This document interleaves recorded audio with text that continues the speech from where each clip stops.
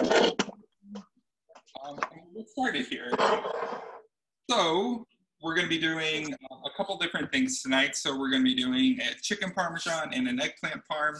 If you just got one or just got the other, it doesn't matter too much. I'm going to be doing both because I want to show you how to do both. And I do them in the same way. Some people do eggplant parmesan in a little bit of a different way, but I do mine pretty similarly. So I'll show you how to do both of those because some people don't like it. You'd like to see my chicken? I've already made chicken parmesan. Some the people, family can't wait. So it doesn't. But I don't know how to do eggplant because nobody eats it but me. Yeah, and then we'll be doing a caprese, and I'll be making some pasta sauce as well. Why do I keep using you? I'm here. I don't know.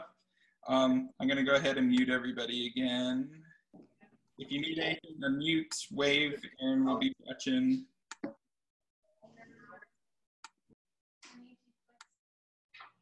I think so. Oh, okay. But now I lost Kevin. Nope, oh, hello. There we go. Okay, now I got it. So yeah, we're going to get started. So the first thing I'm going to do is just fill up a pot for water for my pasta and get that on the stove.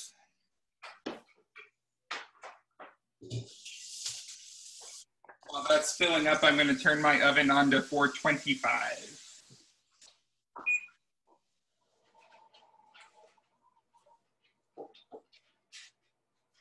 Did you sit this up there and just come to there or something? Yeah, came today.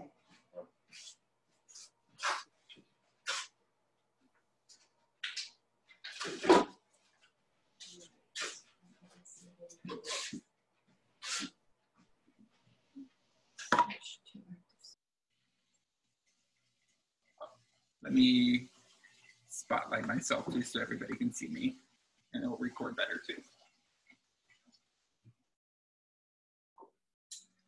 So I have my pot, and I'm going to put some salt in it. People always, I've had this question a lot, how much salt you should add to your water.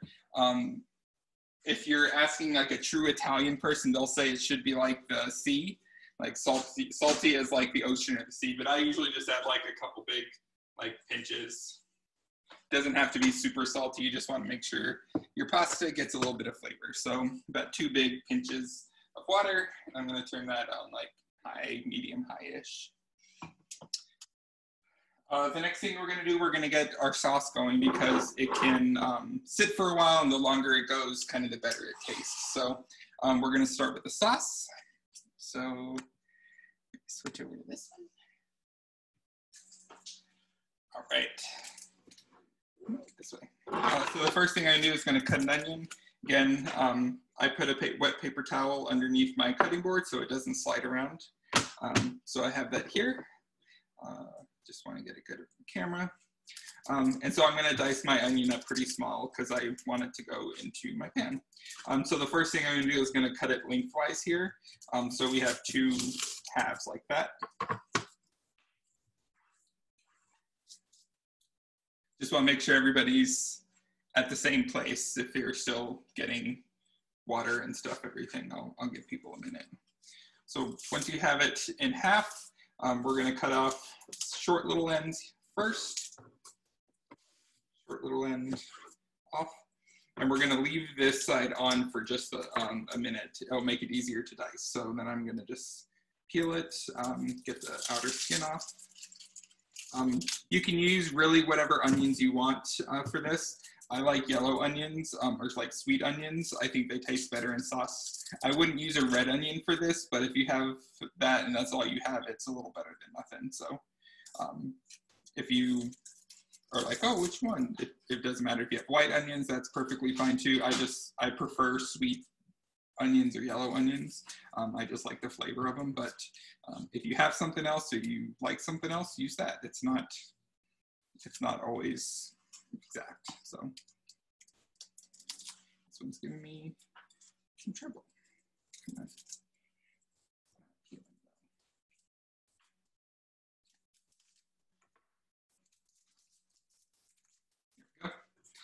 So when you have your onion like that, what we're going to do is we're going to be cutting little slices into it, but we're not going to go all the way through. So for example, I'm going to cut like that. So you see my first cut is about 80, 85, 90. You want to get as close to the edge as you can without cutting a slice. So if you remember from last week when we were making fajitas, we just cut this normally. We're not going to do that this time because we were going to dice it pretty small. So we want to cut it almost as all the way through as we can. So we're just going to be cutting some slices here. And then we're going to turn it sideways, and then we're going to cut roughly the same thickness. And as you can see, some of them, when they start falling there. Onions, of course, if you're a fan of Shrek, they have layers. These natural layers will kind of fall apart, and then you have little dices of onion. So we're going to finish that. When you get down to this little edge piece that you still have, it's still some onion, you want to use it. I just kind of cut it down as small as I can, and then if there's a thicker part, I'll just cut it up a little bit. So if you have a really, really big onion, the ones I got from the store were kind of small, so I'm just going to use one. If you have a giant one, you can use like a half. If you've already cut it and you're like, well, then you just kind of put the rest in a bag and you can use it for a different meal. Chopped onions are pretty good for a lot of different things.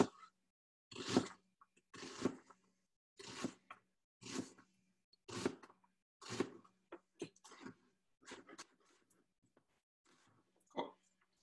So there we have our onions. I'm just gonna clean up this a little bit, and then I'll show you the pan. If you're making a whole bunch of sauce, then of course you can like double this or anything like that. So the pan that I'm using is just kind of a shallow pot, actually not a pan. If you're making a lot, feel free to use a bigger one like I'm using for my water for the pasta, but we're just making a small-ish amount. So I'm going to turn that heat to medium. So again, mine goes up to 6, so I'm going to put mine on about 3 and let that heat up for just a minute. The next thing, if you have fresh garlic, then you can like smash and cut that. But I just have this big jar of minced garlic, so I don't have to do anything with it. But if you have fresh garlic, then feel free to peel that. If you have a little hand thing to crush it or slice it or anything like that, feel free to do it. But you're going to want it in pretty small pieces. So I'll give my pan just a minute to heat up here before we move forward. Next thing I have is just crushed tomatoes. If you didn't get crushed and you got like a puree, that's perfectly fine. I like crushed because it has a little bit of a texture to the sauce. Again, if you have tomato sauce in your fridge, you can use that. There is nothing wrong with like pre-made sauce. I use it all the time. Bunch of different kinds are out there. Get what you like. If you want to make your own, this is what I like, but feel free to do whatever's easiest. So most of the time when I'm cooking at home, I'll just use pre-made sauce, but sometimes I'll make my own, which we're going to do tonight. So crushed tomatoes. How many ounces is that, Kevin? This is a big one. This is 28 ounces. So usually crushed tomatoes, you can only find these really big ones for. So that's what I use. I'll just use like one of these. So while my pan is heating up, I'm just going to open this guy.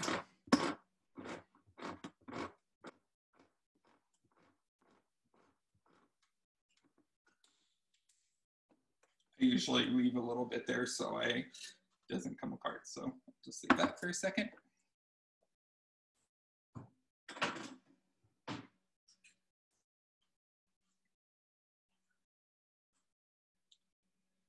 Next, I'm going to take a little bit of olive oil. If you don't have olive oil and you have like a canola oil or some kind of blend, that's perfectly fine. I think for Italian, olive oil tastes really good and stuff. So, do you want to switch me?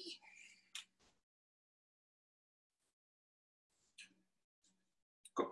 So my pan's getting there. So I'm going to add a little bit of olive oil, roughly enough to cover the bottom of the pan.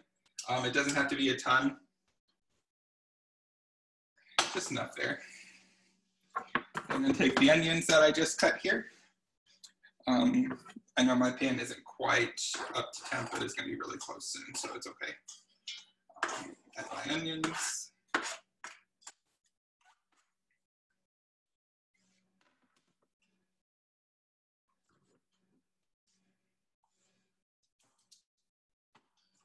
Kind of spread those out a little bit. If you notice like you have a big chunk or something and it's like almost all the way cut, sometimes I'll just take my spatula and kind of force it to be cut in there. So that'll come up in a second. Once that starts going, we'll add our garlic, but I don't want to add it too soon because the garlic cooks a little quicker than our onions do. We're going to be adding salt and pepper and some seasonings to this too. So if you need to get them ready, again, I just use cracked black pepper. I have my little thing of salt here. Italian seasoning is another really good one. You can use some of this. We're going to use some fresh basil. We'll put that in towards the end so it doesn't kind of get too wilty. And I forgot to put this on the list, but I just have a little bit of sugar here. Crushed tomatoes or any kind of canned tomatoes are extremely acidic. Tomatoes in general are. So a little bit of sugar kind of takes away some of the acidity and makes it not as kind of harsh. So I forgot to put this on the list when I was making it. So I just have like a little thing here for guests that drink coffee. So we'll add a little bit of that. So I apologize it wasn't on the list, but I figure most people have a little bit of sugar lying around. If you don't, honey works, agave works, any kind of little bit of a sweetener. I probably wouldn't use like an artificial one like a stevia or a sweet and low. I don't think that would taste very good. But if you have any other kind of natural sweetener, sugar would be preferable.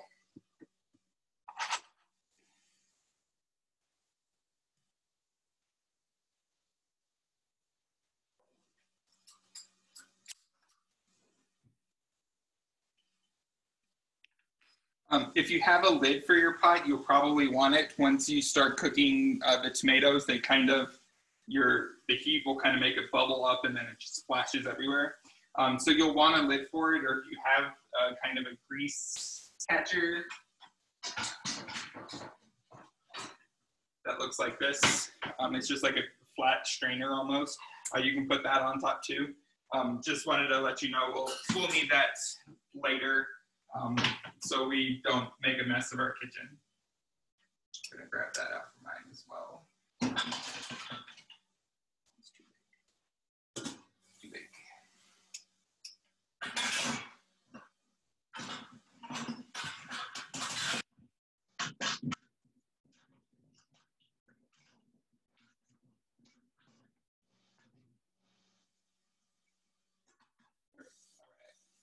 So I'm not putting that on, I'm just testing it. I have too many lids and some of them fit and some of them don't, so that would work pretty well. All right, so those are starting to get a little soft here. So I'm gonna add some garlic. Again, I just have my minced garlic in a big jar. We're gonna add a pretty healthy spoon to this because I think garlic is really tasty in pasta sauces. So just adding like one really big spoonful or two decent sized spoonfuls.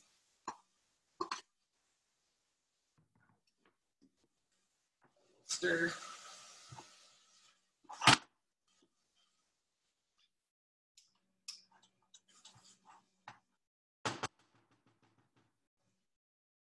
Now I'm going to add some salt, so I just do a pretty healthy pinch. We're going to taste it a little later to make sure, especially when you're using tomatoes. They need a lot of salt and a little bit of sugar to make sure it's not just crazy acidic. So we'll test it. We'll test the taste out in a little bit, but for now I just add a little bit to help the onions sweat.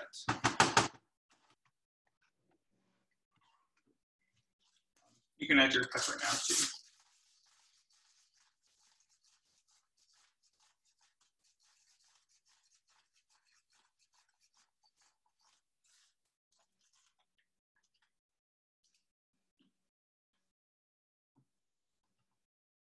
Stir.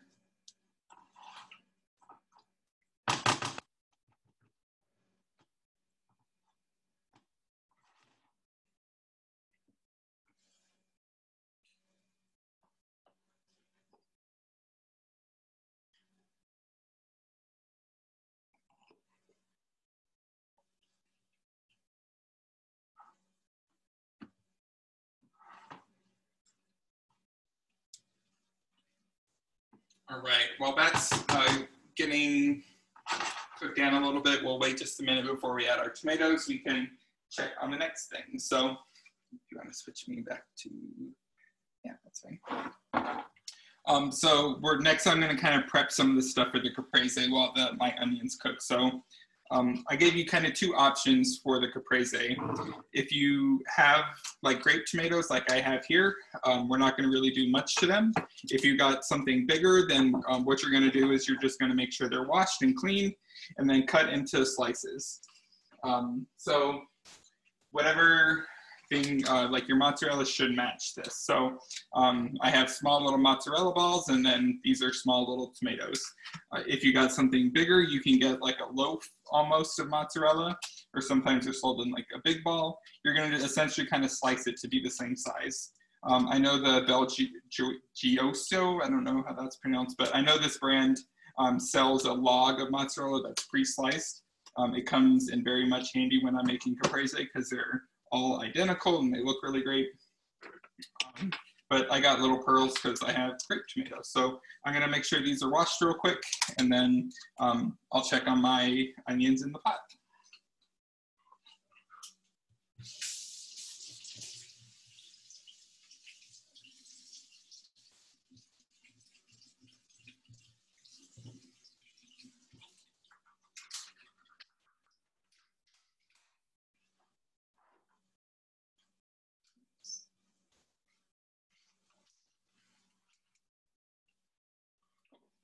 Yeah, let me check on the onions here. I have an electric range, so it goes a little slower. So if you're somebody that has like a induction or a gas range, you're probably cooking a little hotter, which is okay. So you can kind of see here, they're pretty soft. They're getting there.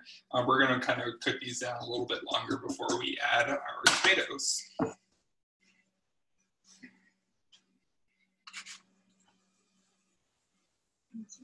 Mm-hmm. Cool. So I have my grape tomatoes here washed, and I'm gonna just kind of dry them out a little bit. Since it's just Aaron and I'm not gonna do a ton of them. A little bit more.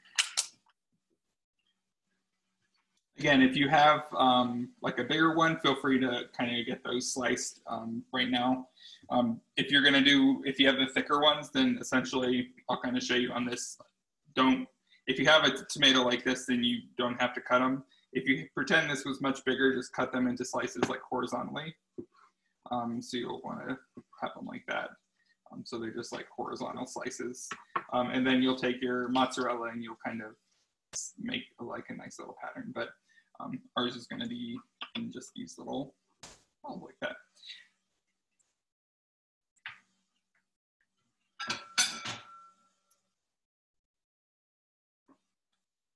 So I'm just going to take my tomatoes, put them in my bowl.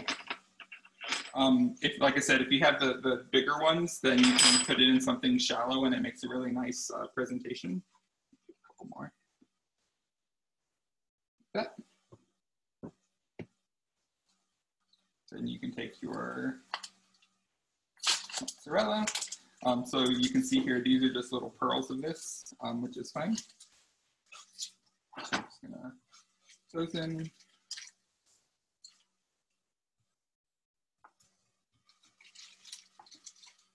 More like that.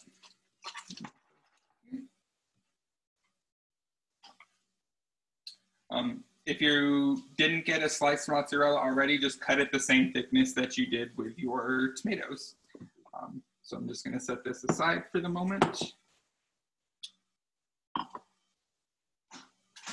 Then I'm going to get basil. So I have some fresh basil here. If you couldn't find fresh basil, they sometimes they make some that is fresh, but it's chopped. That's okay. If you couldn't find that, dried will work, but it's probably the least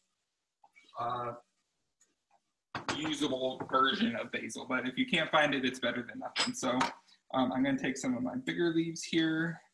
You'll probably want 2 or 3 really big leaves like this. And then if you only have some of the smaller bits, that's okay too.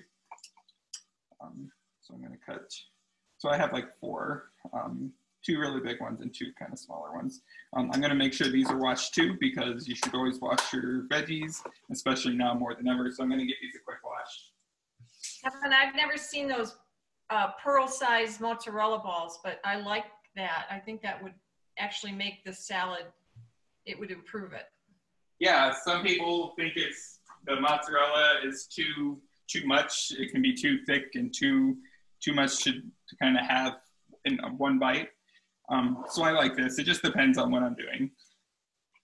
So I love those little mozzarella balls. I use them quite a bit in salad. Yeah. Yeah, sometimes you can find them seasoned, and there's no problem with that. If you find those and that's all you can find, sure, get those. I don't have a big problem with them anyway. So this is how I cut basil to make it really nice little strips. So since I have fresh basil here, I'm just gonna put all of mine stacked on top of each other, and then I'm gonna kind of roll it like that until it's like one kind of cigar of basil. And then I'm just gonna shift on it. So I'm just gonna be cutting little strips. So you're gonna kind of want it as thin as you can. If you notice when I'm cutting, I kind of curl my fingers. So you notice this part sticks out farther than my fingertip. So like here, my knuckle sticks out further. So when I'm curling it, my knife rests, let me see if I can turn it sideways. My knife rests right there.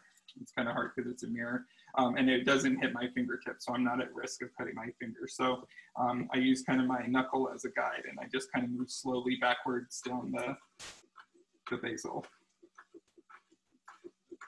And you shouldn't be like chopping like this. It should be like just like a rocking motion. So it's like slice down and then rock and keep going back and all the way down. So when you're done, you should have these really nice long little strips. I'm gonna put that there. I have a little bit extra that I think is gonna be too much, so I'm gonna just save that, and that's okay. We'll add it to our sauce later, so I'm just gonna cut it up a little smaller. So we'll go good in that.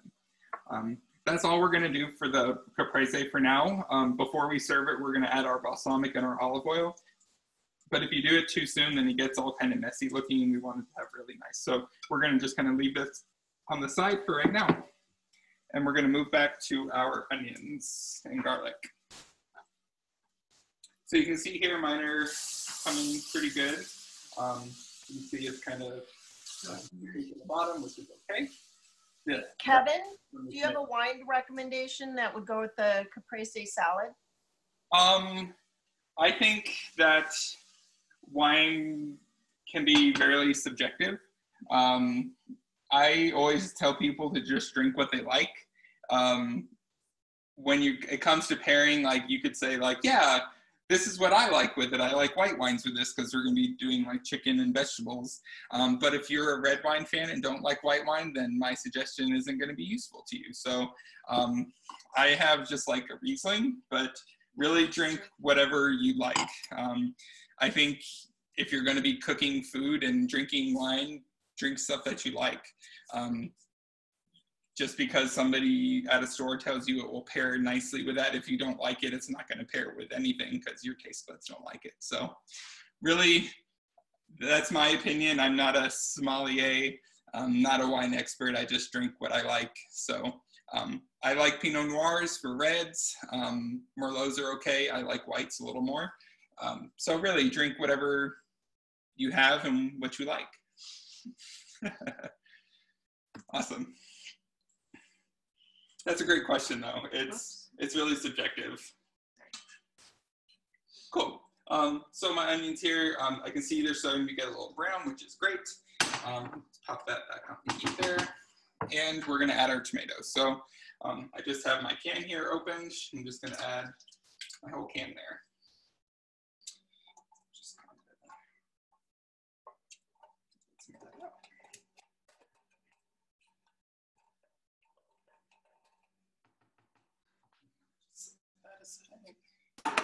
Make sure you give that a good stir.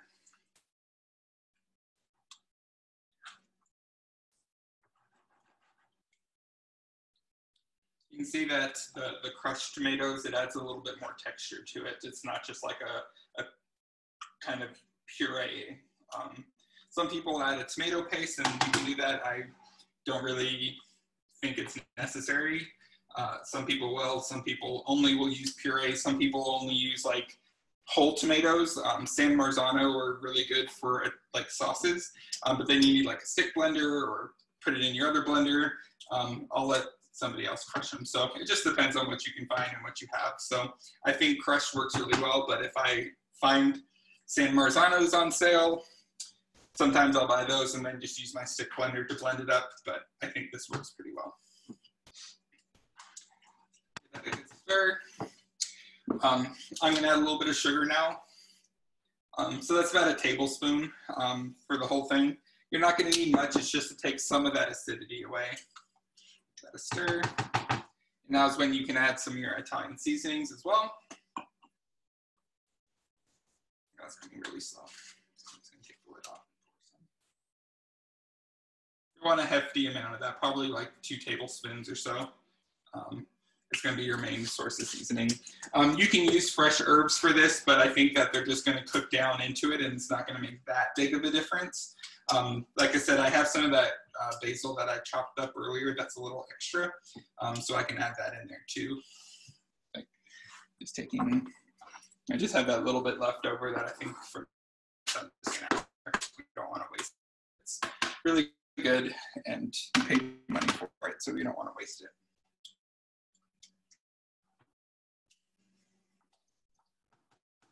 We're gonna let that kind of come to temp.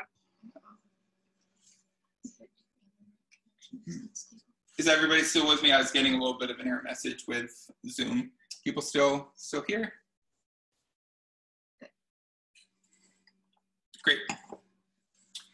So we're gonna let this come to temp. You'll be able to tell it'll start bubbling a little bit. Then we're gonna give it a taste and then we'll see if we need to add anything. And then we'll kind of put the lid on it and then move on to the next thing. So I'll let that get up there for just a minute.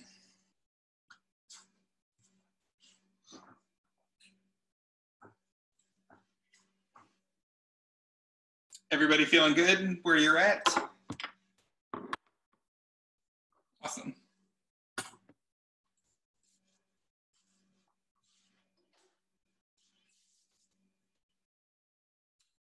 You'll want to grab like a small spoon if you have one to taste it.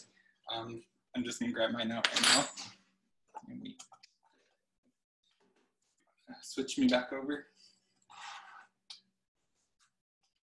So you can start seeing mine, it's starting to bubble a little bit. It'll kind of like start breathing almost. You'll see the texture of the surface kind of move and then you'll get these little pockets that come up. You're gonna wanna turn your heat temp to as low as it will go before we kind of let it go. So once it's up to temp, now I'm gonna do a quick taste.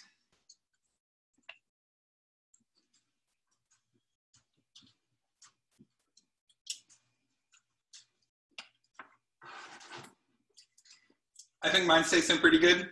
Again, this is if you think you didn't add enough salt or added not enough sugar or seasoning, this is when you can do that. You can always do it later too.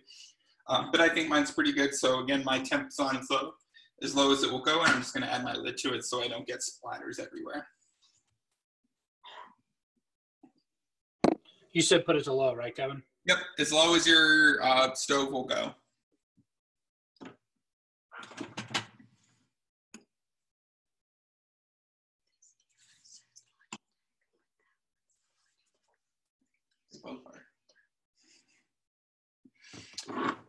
Great, so now we're going to move on to our eggplant or chicken parm. So, first thing I'm gonna do is my eggplant here. I'm doing the eggplant first because it doesn't have high risk of salmonella like chicken does. So I try to do as much stuff on the same cutting board that I can before moving on to something like a chicken or another protein. So I'm gonna do my eggplant first. And make sure this is washed. And I'm actually gonna flip this because I was just setting it on there. So I'm just gonna wash my eggplant. We're gonna be peeling it, but I just wanna like wash it for safety reasons.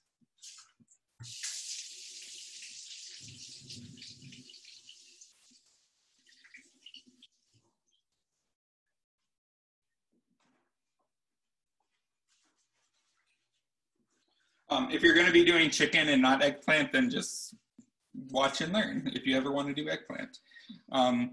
I did this not too long ago for people that were vegan. You'll see when I move to eggs, you can kind of do a different, like a vegan egg substitute, and it works pretty well too.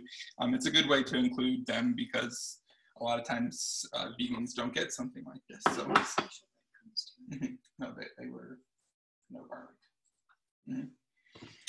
So eggplant, we're gonna want somewhat thick slices, so I'm just gonna take the top off here. I'm gonna cut mine about, I would say, 3/4 of an inch or so. Actually, I should have peeled this first. I was getting hit myself. So don't start cutting it if you have. If you have, then I can show you how to, but hopefully you weren't right there. We're gonna peel it first. If you cut it already, then you can take your knife and cut around it, but it'll be much easier to do this. So I'm just taking a vegetable peeler and peeling the skin off. Some people like it with the skin. I think it adds a little too much of a rubbery texture. There's also, I don't know too much about it, but I've heard that there's some kind of toxin in eggplants that some people are really sensitive to. Mm-hmm. So, if you don't have a vegetable peeler and you're using your knife, that's okay too. Just be really careful. This is just like a $1 one from IKEA that works really well for a $1 IKEA one.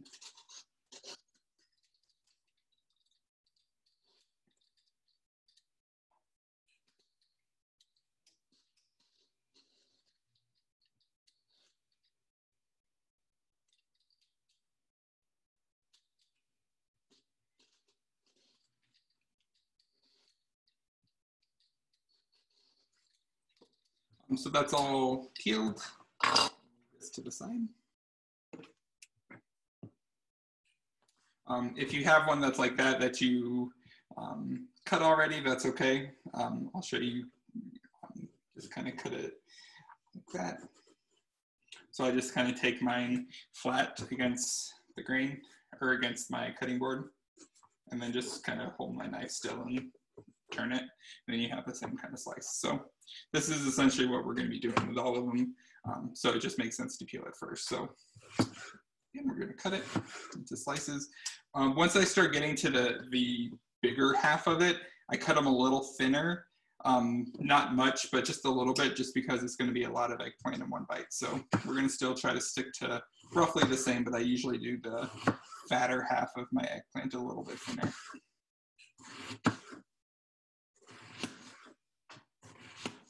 Your little end piece is okay too. The next step is a really important part of eggplant, because once you cut it, you'll start to notice, you'll see moisture start kind of coming to the surface. So you're gonna wanna take a towel or a paper towel and put all of them on your paper towel. So I'm gonna just take mine here and then just set them down, face down. And you'll notice after a few minutes, your paper towel will be really wet because they all kind of whip the moisture out. I usually put some on the top too. Just like that. I kind of press it down a little bit. And then we're gonna just let these sit for a little bit while we do the chicken. So if you're just doing eggplant, then you'll see how to do chicken too. If anyone thinks that they don't enjoy eggplant, I just want to mention that I usually don't enjoy eggplant when I'm eating out. Right. This particular preparation makes it really delicious, and it is not mushy. You should try it. Or weird. It's yummy. Hey, Kev, Yeah. have you ever heard of salt in your eggplant to draw the water out? Yeah, that's something you can do too. If you want to, feel free to do so. But you can see like my paper towel, like I just took the top off. You can already see that, how wet it is. So feel free to add a little bit of salt. I'll do some to mine. Just be careful when you're seasoning it later too, because you're gonna have salt on this. And if you're gonna be seasoning it later, you'll have you don't want it to be too salty. Right. You can wash it. Whoops. So back to my cutting board here. And now I'm going to do the chicken.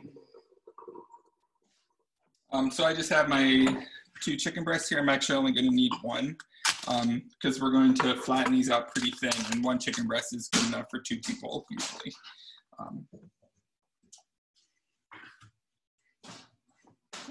So I just have a chicken breast.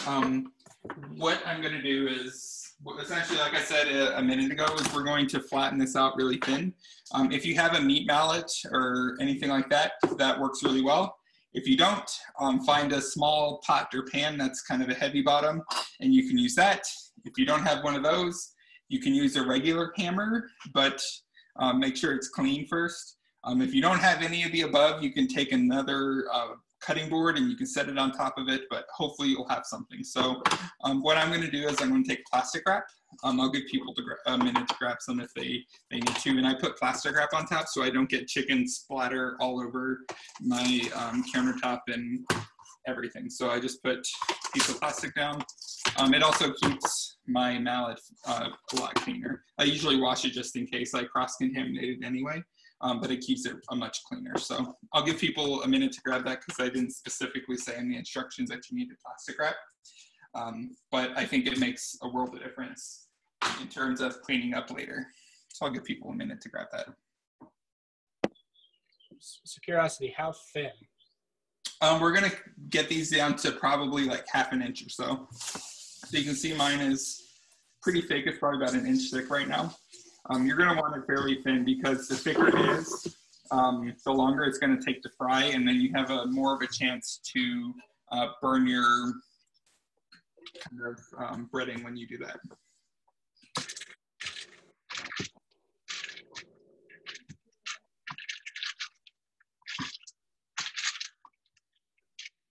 Cool. So hopefully everybody's pretty good and they have their chicken sitting here like this. Again, I just have a meat mallet. If you have a pan or a pot or something, we're just going to kind of hammer this down. So I'm going to mute myself so you don't like hear the smacking of it. So give me just a second. I'm going to mute it while I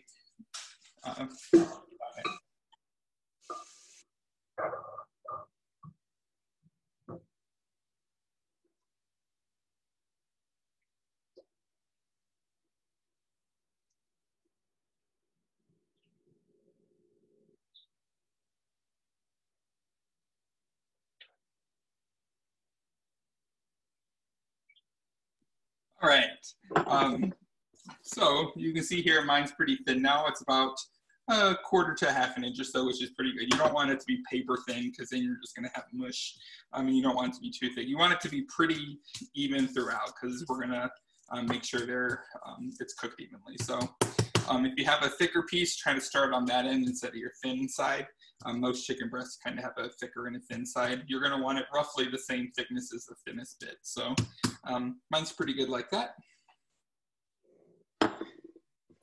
Next thing we're going to do is we're going to get our oil ready because it takes a little bit of time to heat up. So I'm going to switch over to this one. So I just have vegetable oil. Canola oil works just fine as well. I wouldn't use an olive oil for this because it has a really low smoke point, which means that it will burn faster. So olive oils are really good for like starting things like we did for our sauce or finishing things like we're going to be doing for our caprese. It's really not good for doing like frying because it's going to smoke too quickly and then our things are going to just have this kind of burnt taste. So I have vegetable oil, that works good. Canola oil works great. Peanut oil works really good too. So I'm going to add, we're going to roughly want about, I would say maybe 1 inch thick. We're going to want enough in here that our chicken can kind of go in there and our eggplant can go in there, but it's not going to be too full. When we add stuff, it'll overflow because that's going to be extremely dangerous. But we don't want it to be really, really low where our things aren't going to kind of fry. So if you have a deep fryer, feel free to use a deep fryer, but the one I have is just really small and I don't use it very often because it takes forever. So I'm going to use this. We're going to want our temp at about medium on mine. I don't know the exact temperature of the oil. We'll probably want it about 300 to 350 if you have a thermometer. I know like 3 to 4 on mine is good. So you're gonna want it medium, maybe a touch towards medium high. We don't want it too hot. We don't want it too cold. We'll test it out just to see in a little while, but we're gonna kind of get that going before we start breading our eggplant and our chicken. Sorry, you said what temp for the oil? About medium, I would say closer to medium than medium high. So like I said, mine goes up to 6, so I have mine on about 4. So just over medium would be good. I just know that on my oven and stove, that's where it works best for me.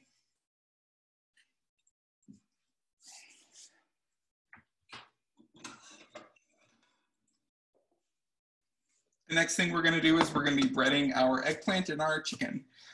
So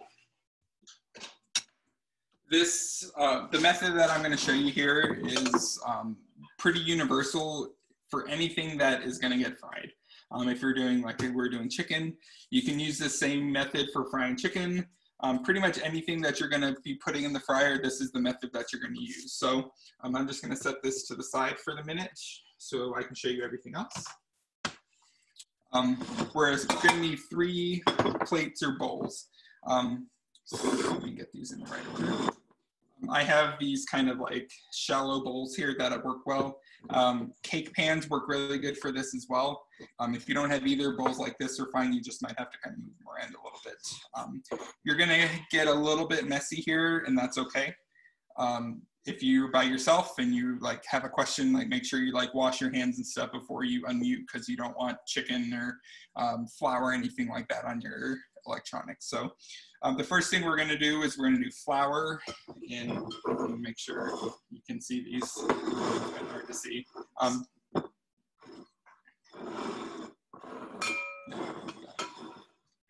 So we're going to do flour in the first one, then we're going to do eggs in the second one, then we're going to do our breadcrumbs in the last one. So this is kind of the breading method that anybody will be using whenever you're doing frying. So first, like I said, we're going to do flour in the first one. So I'm just regular all-purpose flour here. You're going to want enough to cover however much. So if you're only doing like one thing, you don't have to add enough or that much. Or if you're going to be doing like, we have a bunch of eggplants here and a chicken, so we'll need a decent amount more. So just enough in there to what I think will cover it. We don't need a ton. Again, our breadcrumbs are going to be our main kind of form of breading. This is essentially just to make sure that our eggs have something to stick to. As you probably know, eggs get really slippery. So if you just put your chicken directly into the eggs wouldn't have anything to stick to. So the flour sticks to the chicken or the eggplant, and then your egg sticks to the flour, and then our breadcrumbs will stick to the eggs, which is sticking there. So you get a really nice coating. If you skip this step, your breading will just kind of fall. Sorry, my video cut out there. So yeah, first thing is we're gonna add our flour. Next, I have 2 eggs here. So I'm just gonna kind of crack those in here.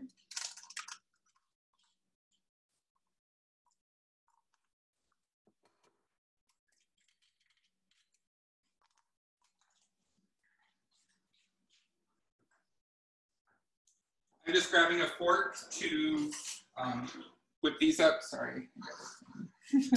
So I'm just going to whisk these up here. This is an egg wash, so you can add a little bit of water to this as well, and that's okay. Actually, I'm going to do that right now. It's literally like a tablespoon or so of water. You don't need that much. It's just to kind of stretch it a little bit, and it makes it not quite as thick. Just whip that up so it's like that. And then lastly, we have our breadcrumbs. I have Italian style breadcrumbs. If you have plain breadcrumbs, that's okay too. Go ahead and add some like the Italian seasonings that we used earlier, as well as some salt and pepper. But I like these because then I don't have to mess with the extra seasoning. So just gonna pour, you'll need a little more than you think. You can always add more later if you want to. I would say maybe twice as much as flour.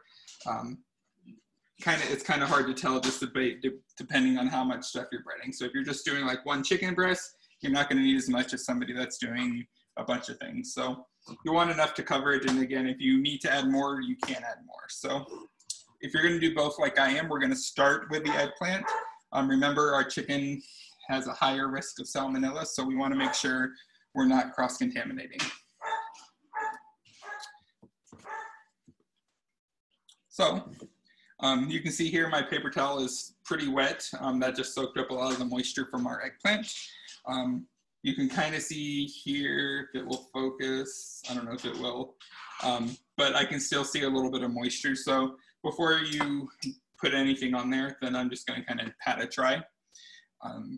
There's a technique, so you're gonna have two hands. You're gonna have one hand is your dry hand and one hand is gonna be your wet hand. The reason that we do this, because if we just were using everything with wet and dry and back and forth, then our hands will kind of get this kind of club hand. It gets like breading on and over and over and over, so you get these really thick fingers. It doesn't really work really well. So if you kind of keep your hands separate, it makes it a lot easier. So you have your first, I have a little eggplant here. So dry hand in the flour. Make sure you get the edges too. Then I'm gonna put it in, but not get my fingers wet. And then so this is my right hand. I have this and I'm just gonna flip it. So this is my wet hand. Try to make sure you can see that too. So I'm just flipping until it's covered. So my right hand is wet and my left hand is dry. It doesn't matter too much which is which. We're just gonna wanna make sure that's covered.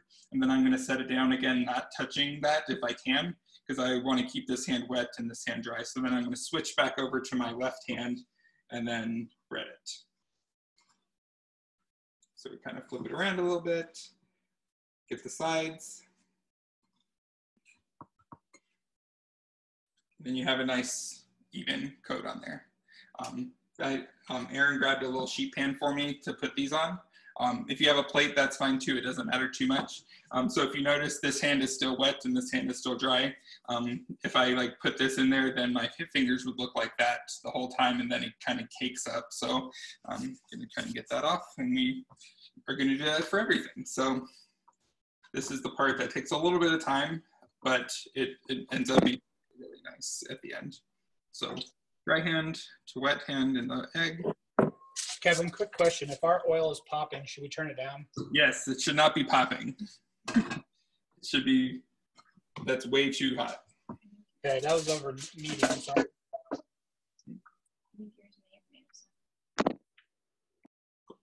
So again, we just want a really light coating on this.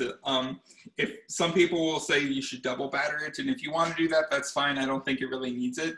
If you're going to do that though, you don't have to go to the flour. You already have something for the egg to stick to. So you can go back into the egg and then back into the breadcrumb. But I don't think it's really necessary for this. For like, if you're doing like a Southern kind of deep fried chicken, you can double batter and I think it tastes really good. But for like a eggplant or a chicken parm, it's not really necessary.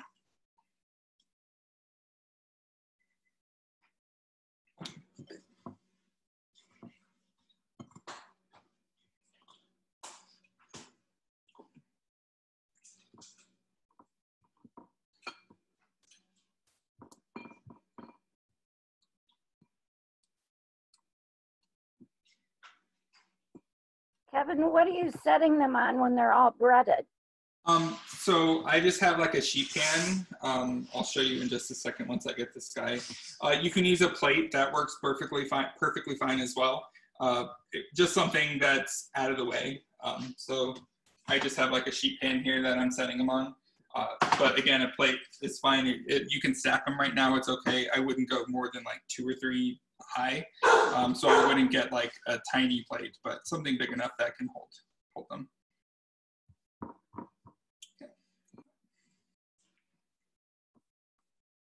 And wet hand, dry hand. It takes some time to get used to that, especially if you're like me and right hand dominant. You want to use your right hand for everything, but then you get these kind of club fingers, and once you do it once, you're like, oh crap, I'm stuck now, and you just kind of keep doing it. But I promise cleanup will be a lot easier if you kind of stick to this method.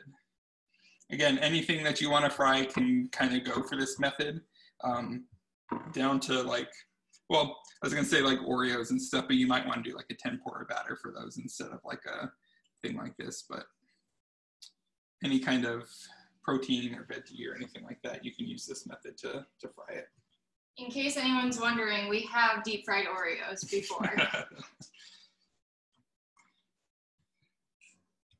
It was funnel cake batter, I believe. Yeah, we use funnel cake batter for that. Turned out pretty good.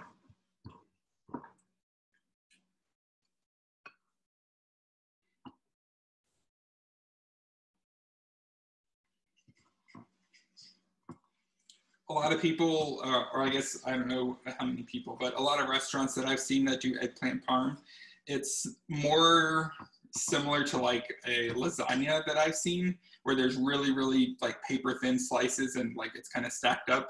I don't think it tastes as good, and I think this is really, really delicious. So this is the way that I do it. It's probably not the proper Italian way, but I think it tastes really good, and a lot of people that I've made it for really enjoy it. And I've gotten people to eat eggplant who've said they don't like eggplant or they've never had it and just don't like it. But this is a really good way to get people to eat it. Like I said, if you have people that are vegan, you can use like an egg substitute. There's a couple on the market that are really, really good. I don't remember the brand name for them. I think it's like Simply Egg or something like that, or it's like egg with 1G or something like that. Just kind of look for it. It's a really good substitute that I used for this exact application, and it turned out really nice as a vegan alternative. So it can work out really well, especially for if you're making like eggplant and chicken. You can make people feel really included just by kind of changing one step to it.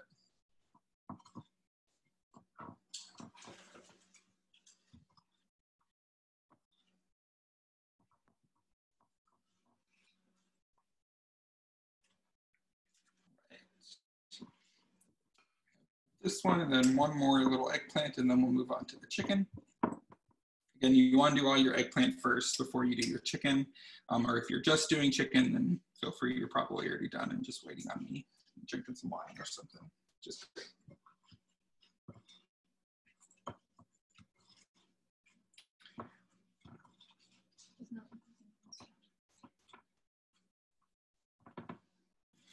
Last little eggplant piece here. Yeah, so that's what they look like. They're pretty dry. They'll just sit there. They'll be good for a little while. So if you're like hosting people and want to have this done beforehand, you can do that. Just make sure you refrigerate your, especially your chicken. If you're going to do it a long time beforehand, I would make sure that it's dry if you're going to refrigerate it, but just kind of keep it in a cool, dry place. Don't do it too far ahead of time because then it won't really work well.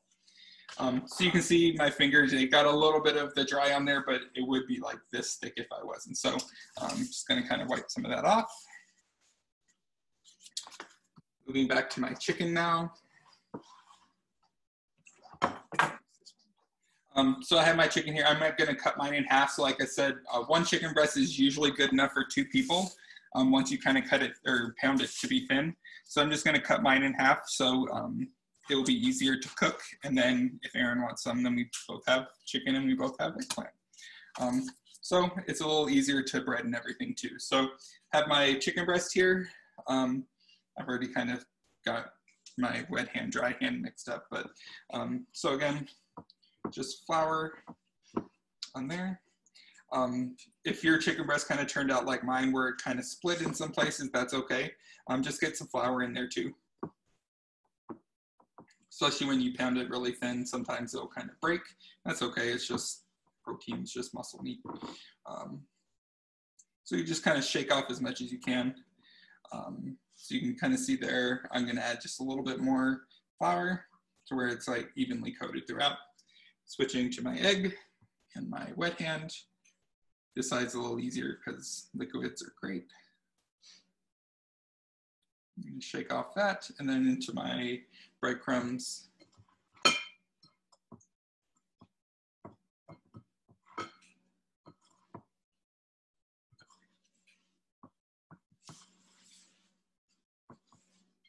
again, kind of check it, if especially like mine kind of split in some places, kind of check the little crevices to make sure that it got breading as well. If it didn't, it's not the end of the world, but we're going through this trouble to like bread it and fry it. You might as well make sure it's like evenly coated and looks good. So I'm just going to put that on the pan as well. And then I have, yeah, so it looks like, again, it's just a simple coating chicken breast. So this one turned out a little better. It didn't kind of crack as much. So into my flour.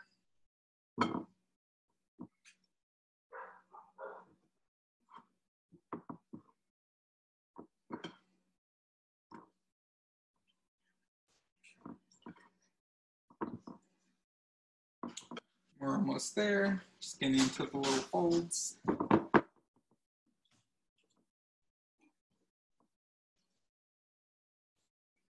Then into the egg, and back to my wet hand. You're probably already done right now because you're only doing one, or if you're doing both, then you might have somebody helping too. So then back into my breadcrumbs.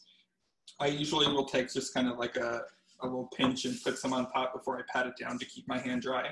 And then just flip it and kind of make sure all my breadcrumbs are nicely coated in there.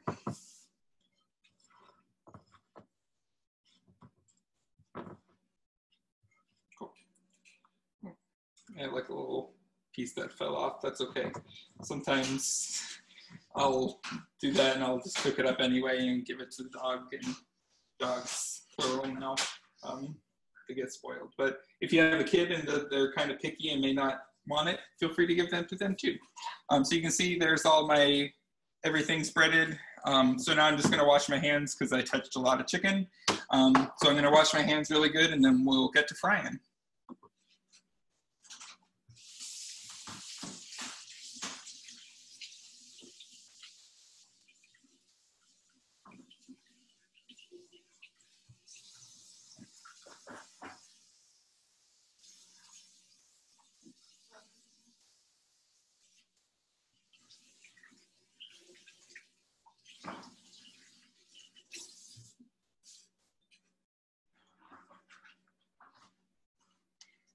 Right. Once you use your stuff, if you have extras, you can throw it away because you dipped eggs. Yeah. If you are like me and you have a little bit of extra flour and a little bit of extra breadcrumbs, unfortunately, you can't really reuse it because you dipped chicken and you dipped eggs in it, and then you can cross-contaminate if you add it back into here, and then your whole thing is spoiled. So you have to just kind of toss it, and it may seem a little wasteful, and I'm sorry, but you don't want to get sick and have salmonella poisoning. That's much worse than throwing away a little bit of breadcrumbs. How's everybody at right now? Everybody feeling pretty good? Any questions before we move on?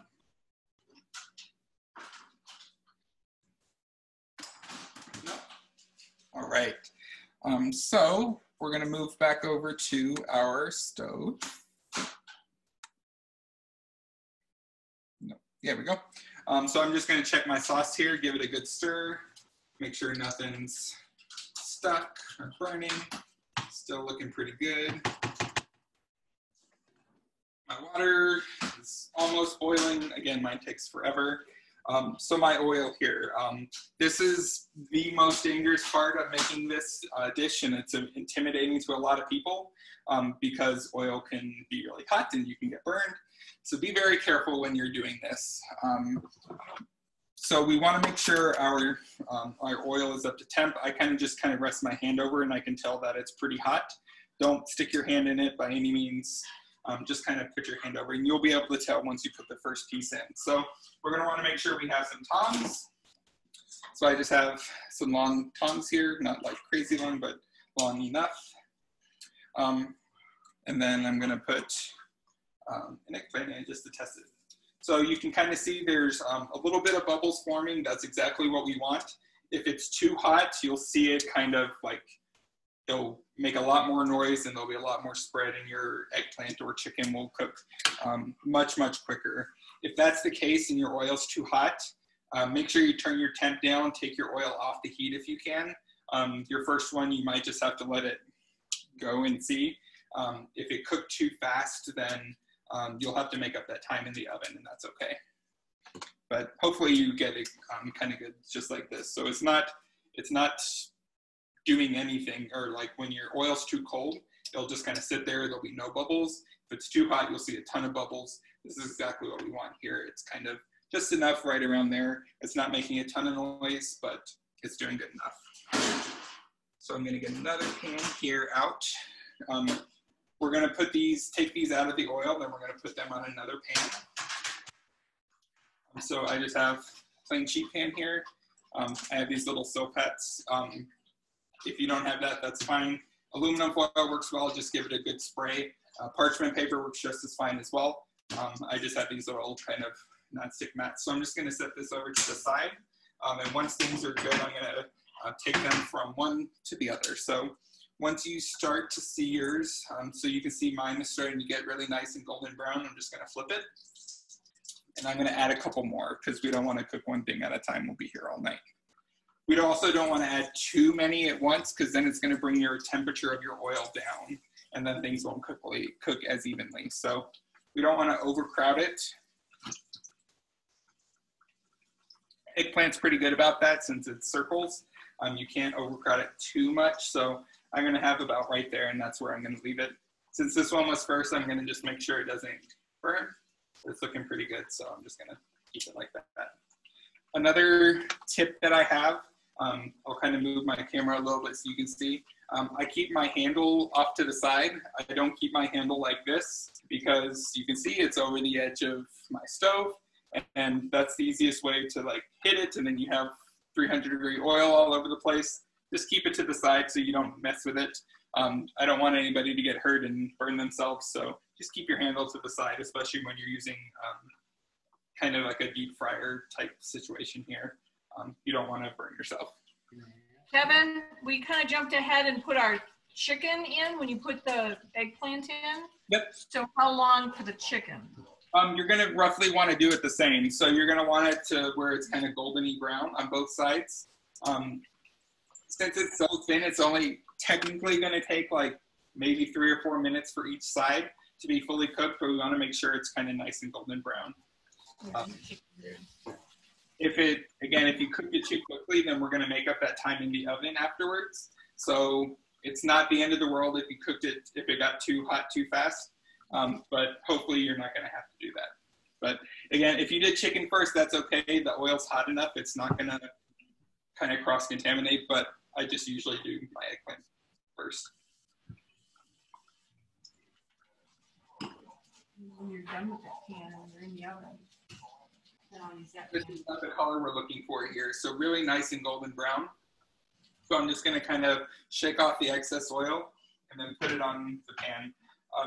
If you can tell, this was my little end piece, so I'm gonna do it whatever side thicker or wider on the top. I just kind of marked side that's up. So that's just my first one. I'm gonna set it there and wait for the rest to cook.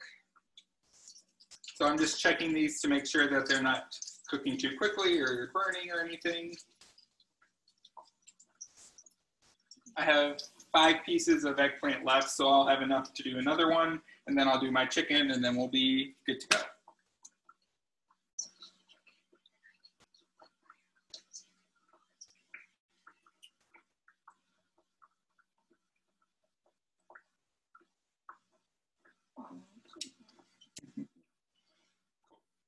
So we're almost there. Some of mine are looking pretty good, so I'm just gonna flip them.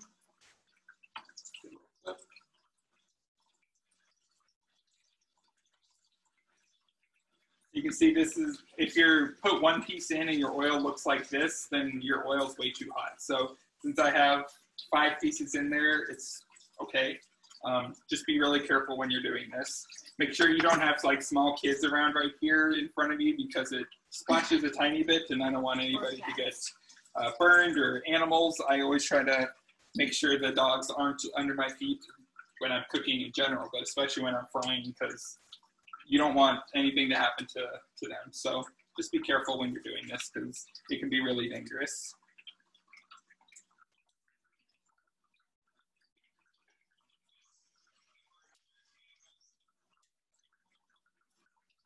Your first side always takes a little bit longer from what I've found, I don't know if it's true or if it's just anecdotal, I always think the first slide takes a little bit longer.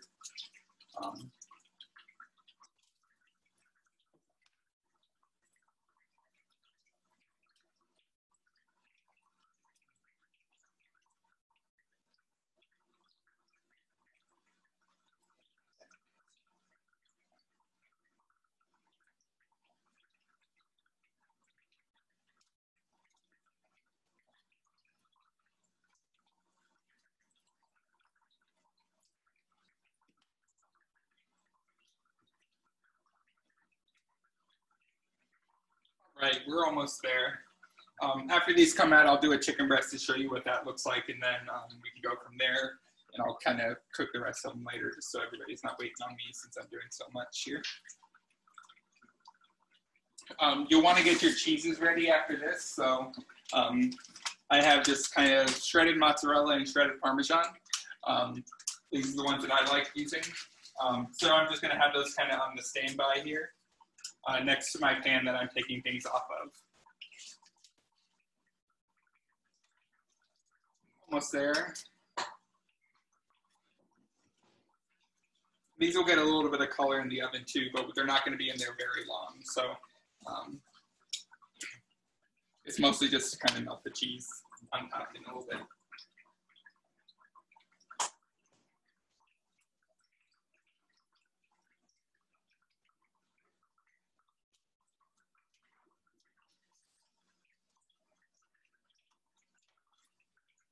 Okay, so this one's pretty much goldeny brown all over, so I'm just going to take it out.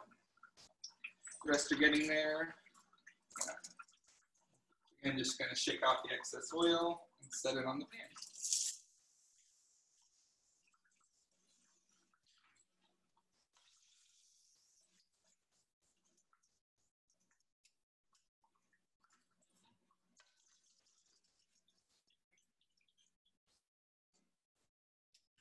Cool. Now I'm going to take one of my chicken breasts. Let's put that in there. I have some room, so I'll do both of them.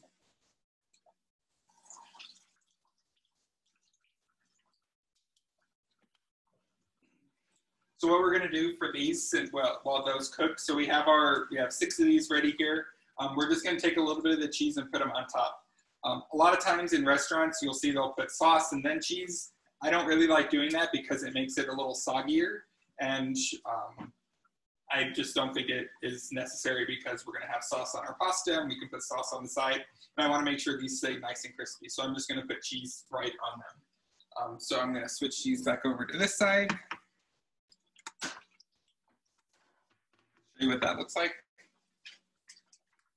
So I have these guys. So again, I just have shredded mozzarella. If you have leftover mozzarella from the thick one and you don't want to buy more, that's perfectly fine. Put some of that on there. So I'm just going to take a little bit here, a little bit of mozzarella. I try to kind of stick to the center because it's going to spread out, but that's okay. I'm going to add a little Parmesan too, but just going to stick with mozzarella for the moment.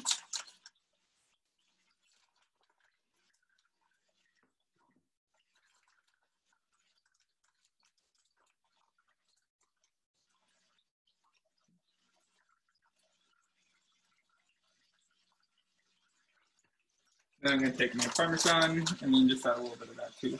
If you didn't have shredded Parmesan and you just have like the shaky canned cheese, that's perfectly fine too. You can add a little bit on top. It adds a little bit of saltiness and some good flavor. If you're really fancy and you have like a block of Parmesan, that's fine too. Just grate it on top there. So we're just going to let that sit for a minute while the rest of our chicken cooks. We'll go from there.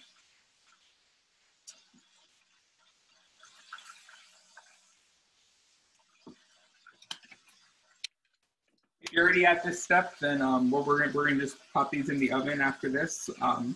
But I don't want people to get too ahead of themselves.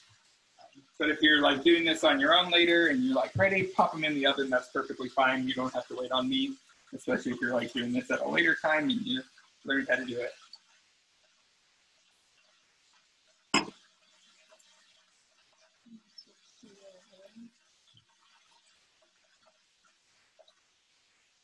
Our chicken's getting there. See, it's almost almost kind of the same temp. Not quite.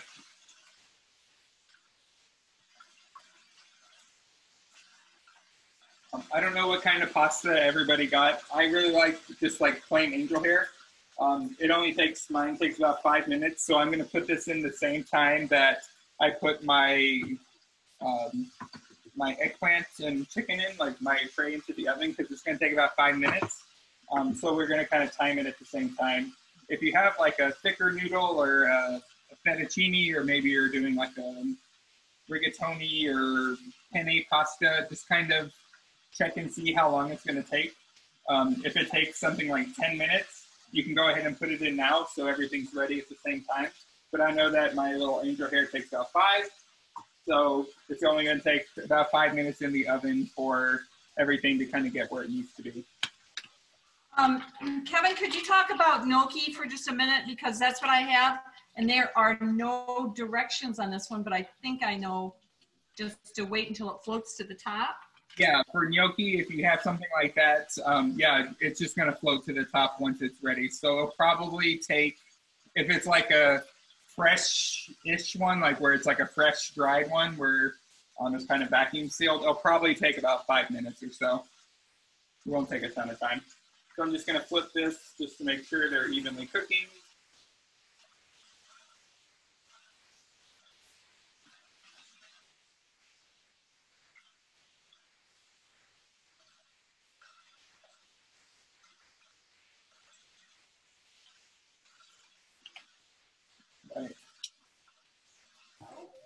Hey Kevin, what did you put the oven on for the for baking off the eggplant? Yeah, so you're gonna put our oven at I'm doing 425 because I might cook some garlic bread with it, and my frozen garlic bread cooks at 425. But if you're not doing that, it really doesn't matter what temperature because it's not gonna be in there that long. So around 350 to 425 is what I would say. Perfect, thanks. So you can see here, my chicken's looking really good. I don't want to drip too much on my stove, but really nice and golden brown. So I'm just going to take that out and put it on my pan.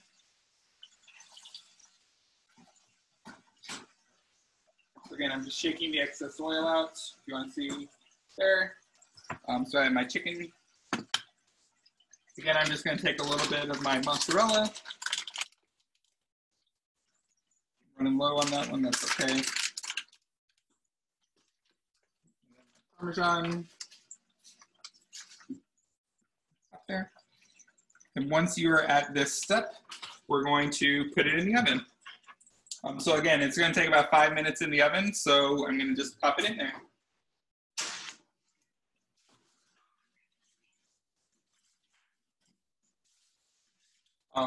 Also, I'll switch this back to this side. And my angel hair, again, mine takes about 5 minutes to cook, so I'm going to go ahead and toss my water. This was not a full box, so we don't eat pasta that much. It was about a half full. We do eat a lot of pasta, but enough for however many people you're going to do. So give that a little stir there, so it's all in the water. Let that go. I'm going to switch back over here. So we're going to come back to our caprese now. Now that we're almost there. So mine's just been sitting here and it's looking good. We're going to take a little bit of our olive oil. So this is where you're going to want to use good stuff. So if you have extra virgin, that's great. If you have fancy kind of flavored kinds, I think I have a blood orange infused one. I don't know if I'll use that for that. But if you have really good olive oil, this is the time to use it because we're going to essentially be using it for flavor. So I'm just going to do a little drizzle over the top. You don't want too much. You don't want it to be super oily. Just a drizzle to kind of cover it. Again, if you have like a flat one that you've done, just do a little drizzle over the top. And then this is just the balsamic reduction. If you want to make this yourself, you can. You'll just take balsamic vinegar and some brown sugar and put it in a pan and let it go. Or look up a recipe online if you want. They make some that are really good that you can just keep in the fridge. So it's just kind of a thicker, a little bit sweeter balsamic. And then another little drizzle over the top. great. You don't want to, if you want a little more, that's fine. Again, do whatever tastes good to you. I'm going to take some of my salt here, just a sprinkle of salt on the top. Again, salt and tomatoes go really, really well together. And then my pepper, again, black pepper, just doing a little, just like a tiny bit. I don't want mine super peppery. If you like pepper a lot, go for it. I think 1 or 2 little turns of mine. And that's everything for the caprese. So if you did this earlier and you kind of forgot about it, that's okay. It just kind of like your balsamic oil and your olive oil will combine a little bit. And it'll kind of look as a little messier, but it'll still taste good. But I usually wait till roughly the end to do this. And then you have a nice caprese ready. Now's a good time to take a picture. If I knew where my phone was. Cool. Right. Caprese.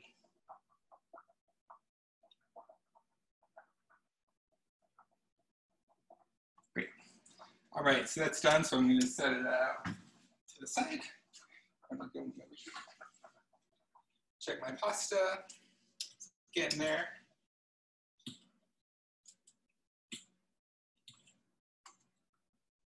There's lots of ways to check and see if your pasta is done. Some people will take a piece out and throw it against the wall, and if it sticks, it's done. I think that's a waste of pasta. I usually just take a little noodle out and taste it. But I know mine's not done yet. I can tell by the shape of it. It's not quite as wiggly. Since I have a few left, I'm going to finish off my eggplant. Or not.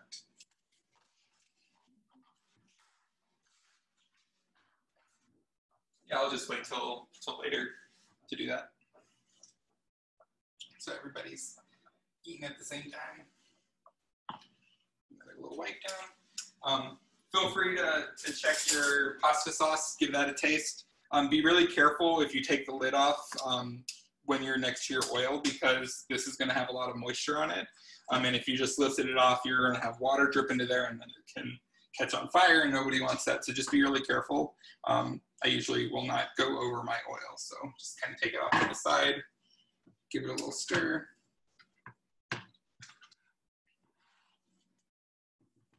It's going to give it a taste since we're pretty much ready. See how that goes, how it's tasting.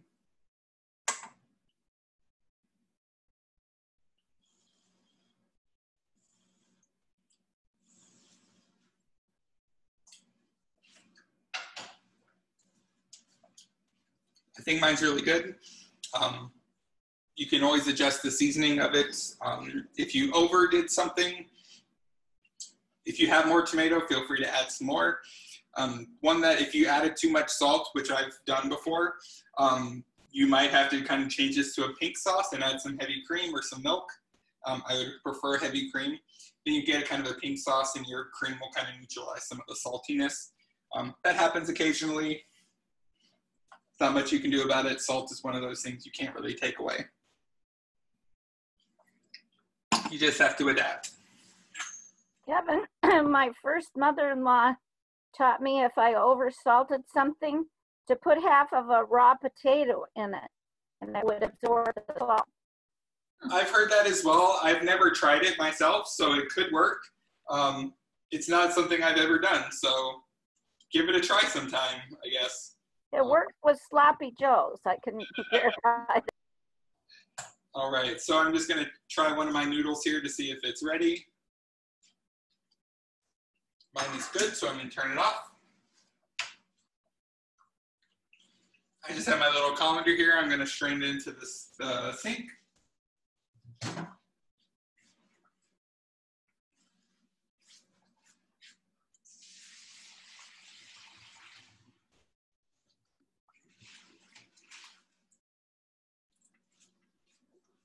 I'm just gonna put that back there so it's not messing up anything.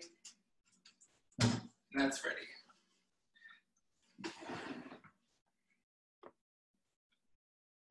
All right, I'm just gonna check my stuff in the oven. Yeah. So I'm just checking my stuff here. So this is what we're looking for. We want our cheese to be melty. Once it starts getting a little brown on the top, that's great. That's what we're looking for. So I'm just going to set mine here. That's what I want. Then I'm going to grab a plate and show you how I blend it.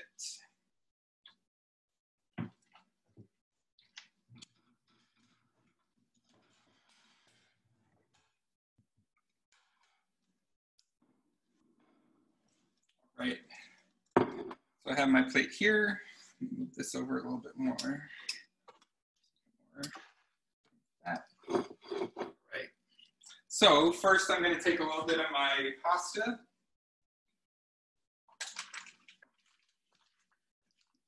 You can kind of do this however you'd like. This is how I like to do it. Just take a little bit of my pasta here.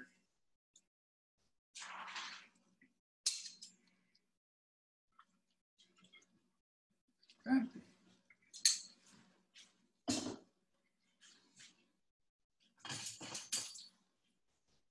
Take my sauce.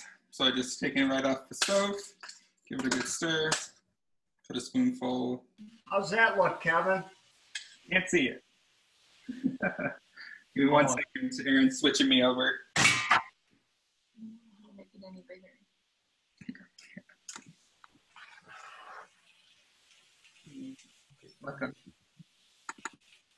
Looks delicious, Rick. Yeah, that's looking great.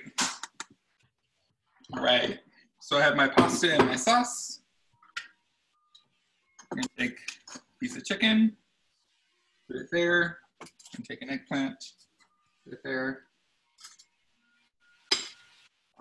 You can put sauce on top, but I think again it's gonna get a little soggy. So I usually just do a little extra on my pasta, so I know I'm gonna kind of dip it and mix everything together. And then take my caprese that we have here.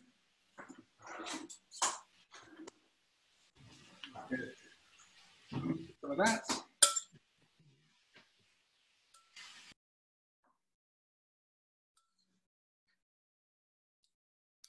If you have some extra basil, you can toss that on top. Just taking a little bit out of there. I like kind of your standard Parmesan shaky cheese. Sprinkle all that on top. And that's everything. That's our plate.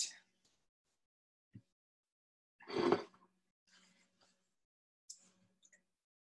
going to turn myself off of Spotlight so if people have questions, they can ask questions, or if you're finished and you have finished plates, I'd love to see them.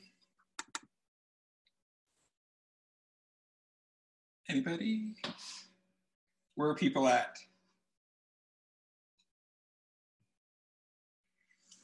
Still frying. Still frying? Really? We're about to plate, and can I say that I love that you use shaky cheese? Like, yeah. I grew up with it, and I just love it. Love it. It's one of those things where is it authentic? Not at all, but I think it tastes really good, and I'm going to use it because that's what I like. I'm not impressing anybody here. You always cook what you like. Taking some pictures on my plate. That's it. So I'll wait and see how people are turning out. If you're watching this at a later time on YouTube, feel free to like and subscribe. I'm only going to put these up every week. If you want to donate and help me keep doing these, it's my Venmo is Kevin_Monk. Look us around if you have questions about stuff. And I'm not sure what I'm going to cook next time, so I think I might do a little survey. Or if you have suggestions, I'd love to hear what people would love to learn how to cook. Hey, Kev, how about some kind of Chinese? I can do that. Ooh, lemon. All right. Look at it. I love the pizza you had for dinner, but I'm sure it takes way too long. So the pizza it's one of those where it doesn't take a ton of time. It takes about 30 minutes to for the dough, but there's just nothing to do in that. Right.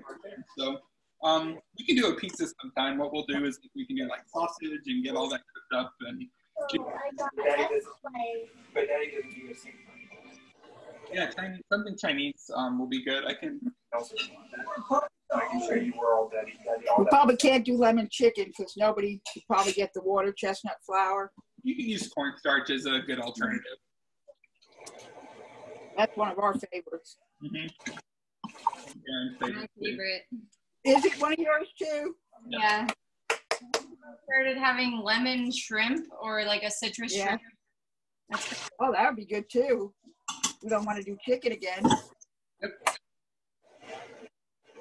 We do a lot of chicken and seafood here.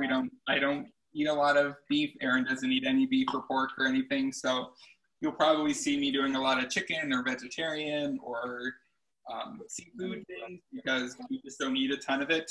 If there's a request for something, then I'm happy to do it. Oh, this is good. I'll tell you, it was delicious. I've already eaten. You have to realize it's 8 o'clock in Tennessee. I know it's kind of late. I'm trying to find a good time. Oh, no, once a week I can handle this. Jason and I, finished early because I kind of know what I'm doing. So yeah, I'm sure it's probably 9 p.m. for you. It's 8 now, so. It's 9. Heather's, I don't know, Sue, are you on Eastern or Central?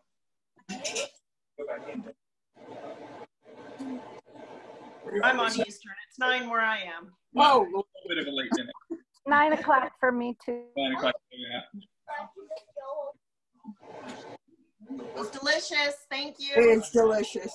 Jason took pictures, Kev. He'll send them to you. All right. Yeah, tag me on whatever in social media you have. It's just Meals with Monk. I grab it on everything. So go eat. I'm going to finish up here. I'm going to stop the recording. Hope everybody enjoyed, but I'll stick around. It's absolutely delicious.